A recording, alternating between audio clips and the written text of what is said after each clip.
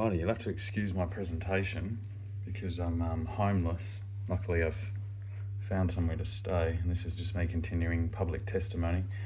And this is actually an official report of suspicious activity involving my mother, Wendy Lorraine Wilkinson, I think she's going by these days, Anthony Paul Moulding, their common friend Nikki, and I don't remember her last name because I didn't particularly know her that well, but this is a friend of my mother's who dated Anthony Paul Moulding's son, who was a Western Australian police officer, who also trespassed on my property and potentially sabotaged, destroyed property while he was there.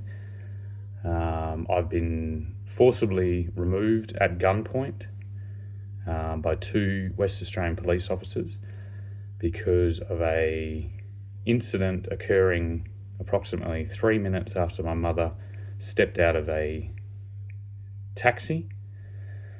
The taxi left from Ramsay Healthcare. The dates I can be more specific about on another time, but this will all be on record. There was pre-discussion before she was released from hospital. There was no communication from either of them about why she was going to hospital, but there was a very extreme rush to get her to hospital. Once in hospital, communication was sketchy. I have no idea what was going on in there. I've had mistreatment from that exact location in which I was forcibly injected and put to sleep, and then after 5 minutes, or maybe let's be generous, 10 minutes of discussion with a psychiatrist there, I was given a non-official diagnosis, which is absolutely ridiculous. I'm probably upwards of 3,000 hours into proving how complicated this situation is, how complicated this scenario is, and Ramsay Healthcare, which is a private processing facility to process individuals that, it seems at the whim of whoever takes them there, they will do whatever they are told in alignment with their pseudo-religious extreme ideology. I would ask right now that the psychiatrist overseeing my mother should have her license removed from her immediately. There was no interaction with what I was doing, considering I was on the property. This is just a go there, drug them, ship them out back into the world in which my mum has played a Grand Theft Auto game with the police, the courts, the legal system. She's kicked her son out of the place. And the only thing I can assume is going on is that so her boyfriend, who will not speak to me, will not look me in the eye, is constantly making remarks on the property about the Shire's interests on the property and not my mother's. And this individual seems to just want to mow the lawn there. He has stolen my dog and re-registered it in his name, which I think is pretty weird, and has modified the property to keep his own dogs that are registered to him. His property is in a pretty extreme state of disrepair, and this individual is currently being treated for cancers, apparently. And in the information I've received, his two children, which the conflict of interest is that two of his children work in the psychiatry field, and my accusations are of chemical coercion using pharmaceuticals to impair an individual's consciousness in order to take advantage of them in some way or another. The trifecta, or maybe we're up to about 7 or 8 now, coincidental things that should open an open investigation on this key provocateur here, Anthony Paul Moulding, would be my sister's involvement, and she is currently employed by the Department of Agriculture for the West Australian Government, and has been lockstep with Anthony Paul Moulding in this violent invasion and land grab. This is absolutely ridiculous. This should be a fine-tooth comb. So on the side of Anthony Paul Moulding, we have a mysteriously dead person under treatment for mental illness. I'm accusing him of chemical coercion. We have my sister working for the Department of Agriculture in a West Australian government with an absentee AWOL premier. We have police refusing to comply with international law by bringing firearms into a peaceful negotiation place, clearly displaying a flag of the United Kingdom. And we have an incompetent processing facility masquerading as a hospital.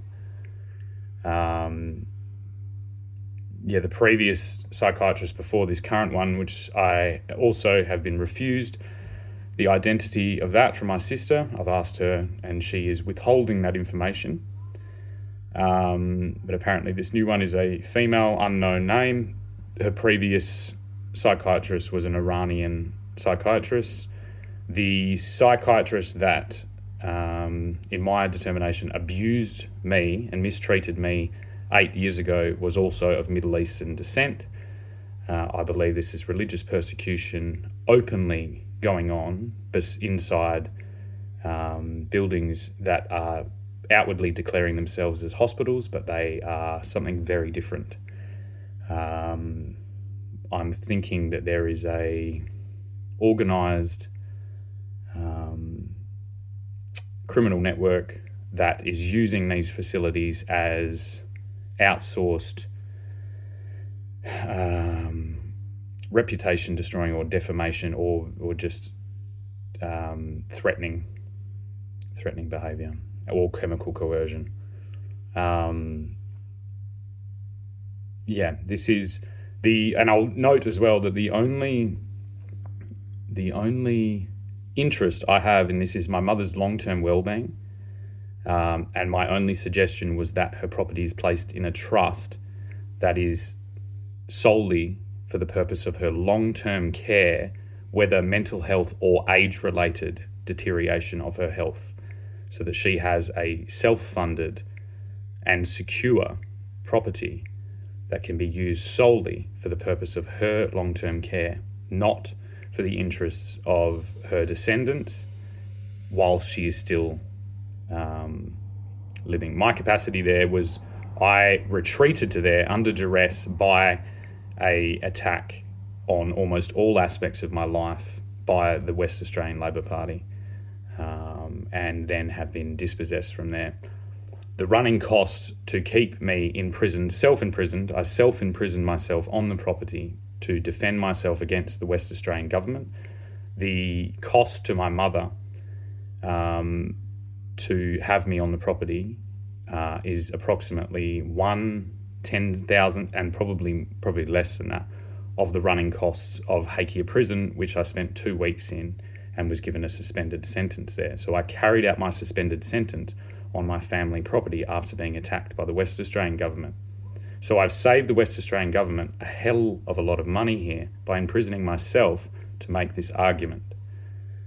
But this key figure here, Anthony Paul Moulding, and his involvement with what I believe is a Ponzi scheme incentive program with the Gin Shire, considering there is a death relating to probable drug use and probable police interference and bully tactics, this should be an open investigation, and my violence restraining order should be immediately removed, because this order that has been issued by whatever court, and I'm still yet to actually know whether that's even real in the circumstance I am viewing. I saw 2 people hesitant to give me identification, dressed in police uniforms, issued me a couple of photocopied bits of paper.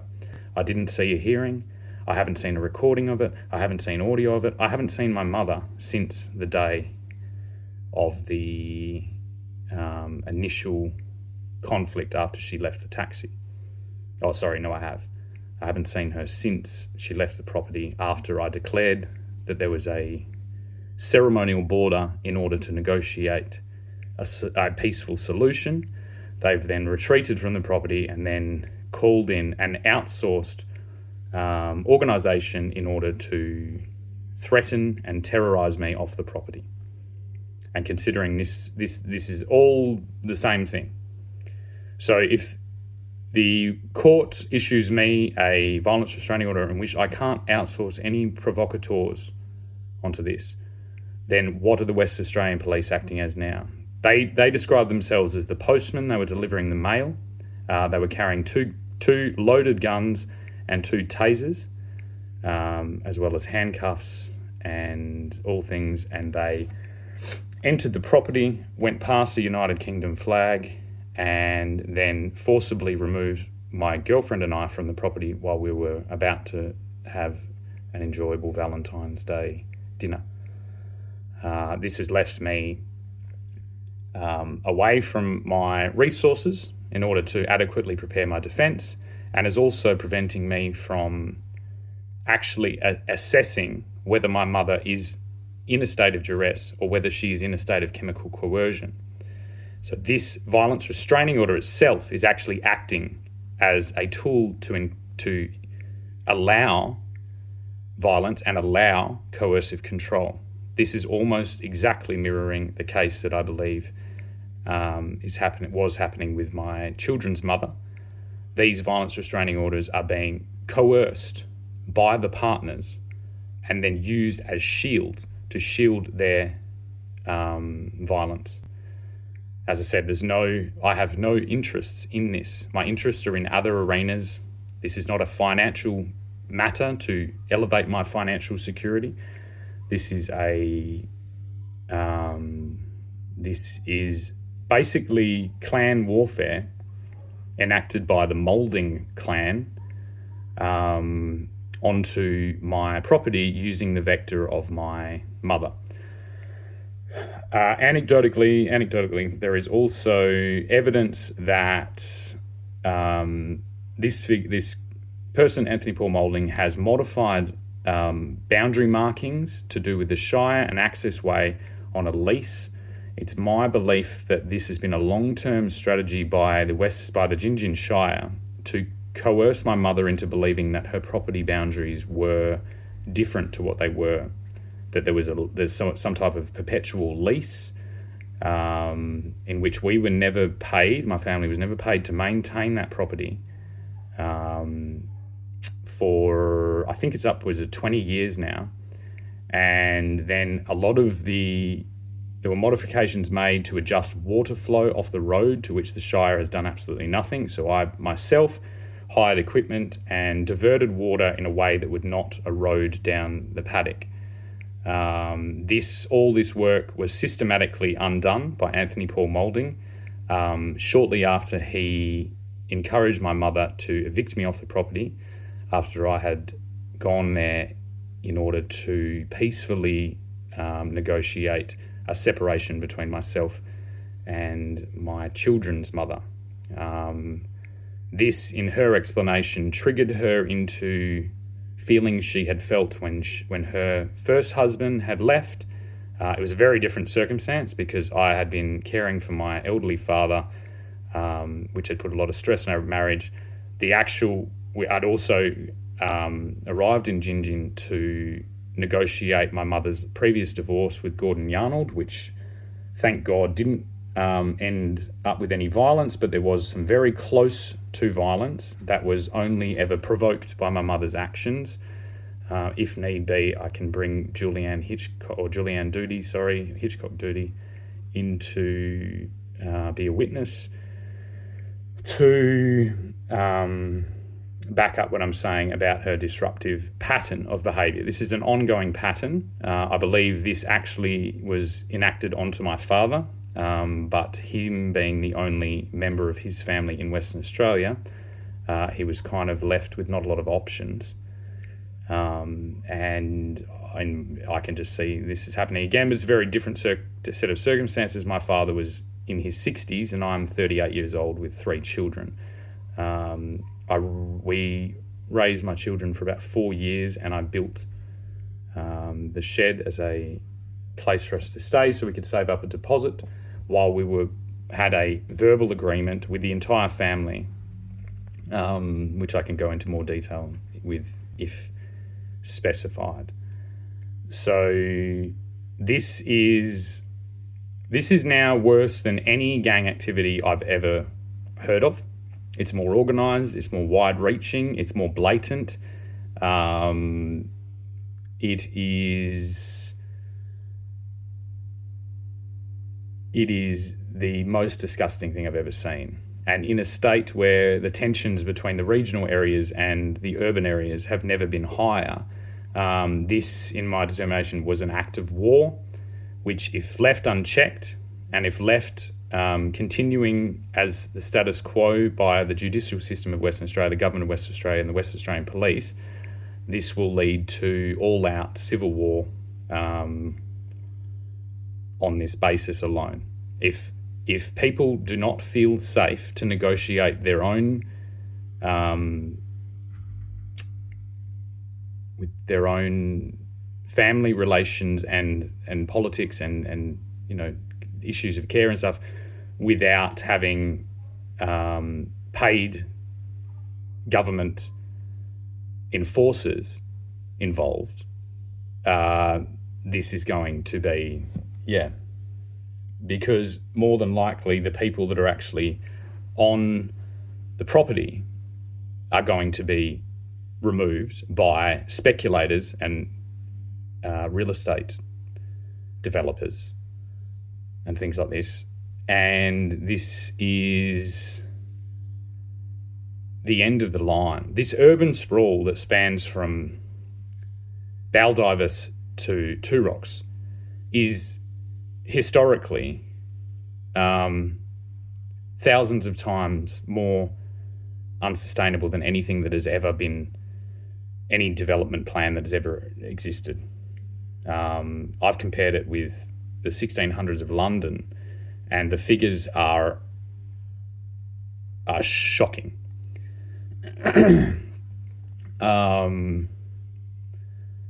This mindset that is persistent throughout the entire country, and especially in the FIFO mining holdout of Western Australia, is leading to stagnation in all of our urban development, in our regional areas as well. They're being abandoned and are falling into disrepair, and without the community cohesion of these areas coming from the urban centres, this is leaving the farmers dispossessed and helpless.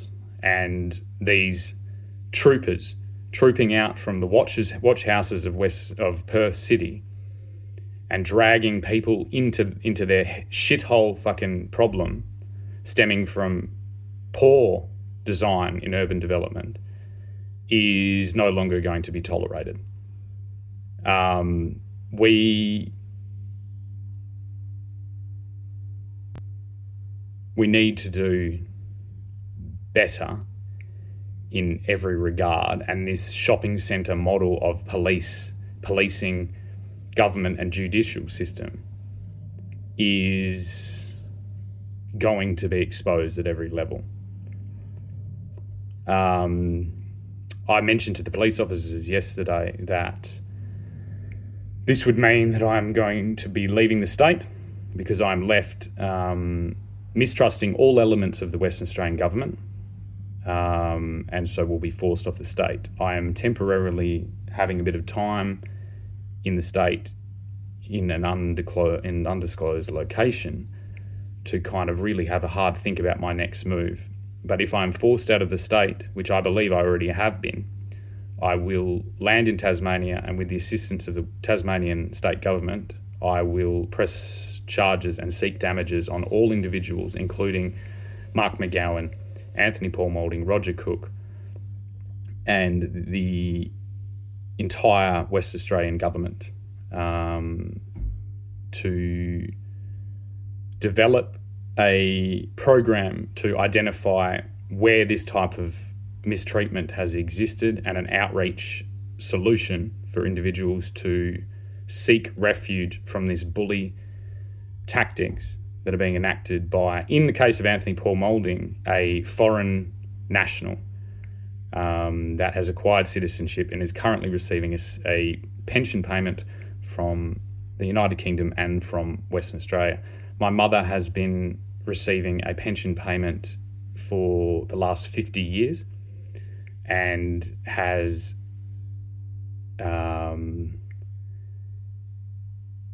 kicked and threatened me off all properties she's ever lived on since I was 8 years old until now. And it's the same exact pattern. This is mental illness, and it's being used as a vector for greedy, entitled, and I assume individuals that feel dispossessed by the United Kingdom who have landed here and are assuming superiority based on their heritage and not realizing that our heritages are the same, and that I'm more than prepared to deal with this type of piracy on my home state.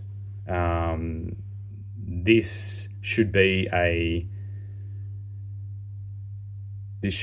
precedent now that is set. And I will say, if an investigation is not open on these individuals about the death of Nikki, which I'm sorry I don't remember her last name, I will look it up. And you'll have to excuse, this isn't sweat, I just had a shower, but I am a bit hot because I'm in a place that doesn't have air conditioning. Then I will pursue far higher charges because negligence of this kind of I'm not going to call it conspiracy, because I'm not really assuming conspiracy. I'm assuming a self-serving methodology that is almost in like an autopilot mode at the moment, where because of my position where I was forced into retreat based on the ostracism practices of Mark McGowan, I appeared to be vulnerable and weak, and the arrogance to which almost all individuals have approached me and spoken to me about this, including my very own sister, shows me that they believe this is some type of walk in the park. They've even mocked me several times about my digital presence and that not having no one can see or hear me. I'm guessing this is based on the follower count that I purposefully keep low in order to keep my ego in check. I like to keep just a small little crowd. This is pretty consistent with performers across the world who perform to small crowds that are different all the time. And so I periodically remove all my followers, and then that provokes the algorithm into getting a new audience for me. It's like going to a different venue. So I will admit, not the way that most people are using social media, but it's the way that I use social media, and it's in alignment with how I believe artistically I can best serve my craft. So I'm going to have a little think now about where exactly to address this to. That will be the most appropriate. I would probably address it to Roger Cook, considering he's the captain of the ship at the moment, but he has disappeared from all of these platforms, and I have not seen him in any way, except I saw a little snippet of a video where he was running away from somebody questioning him. It looked like somewhere up in the Pilbara. So my guess is that he has hopped on a ship and has disappeared from the state. I'm happy to be proven wrong, but second best to that individual will, I guess, have to be the Australian Federal Police again. I've been drip feeding them small pieces of information around this potential corruption activity, And considering there is pharmaceuticals involved, this is also a drug trafficking outfit, it appears. I'd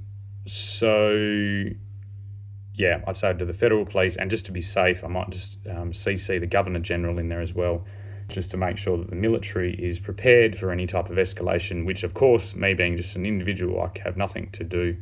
I cannot persuade anyone not to protect their own interests, and I can't persuade anyone not to retaliate against pirates in Western Australia at this moment. So I just want to make sure the Army and the Defence Forces are prepared for any type of piracy, and it will be a sad day to see West Australian and the property of West Australia, so that's the guns, the uniforms, the cars, everything being used openly for piracy. That will be a sad day for this state, one that we probably don't want to reflect around the world in this this moment of disorder. We want to project a united and peaceful front. We don't want to look like we're in Cuba or something like that. So I hope this brings everyone up to date. I won't be able to send this or put this to my mother because of the restraining order is still standing.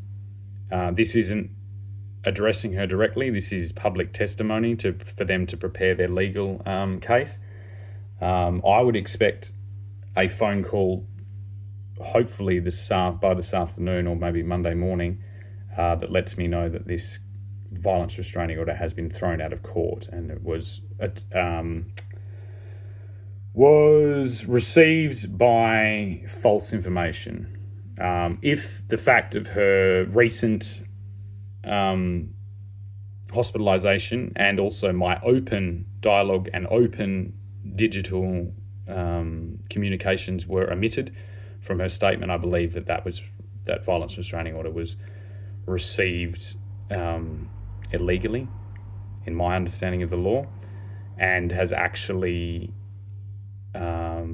hindered my ability to oversee and defend my mother against possible coercive activity.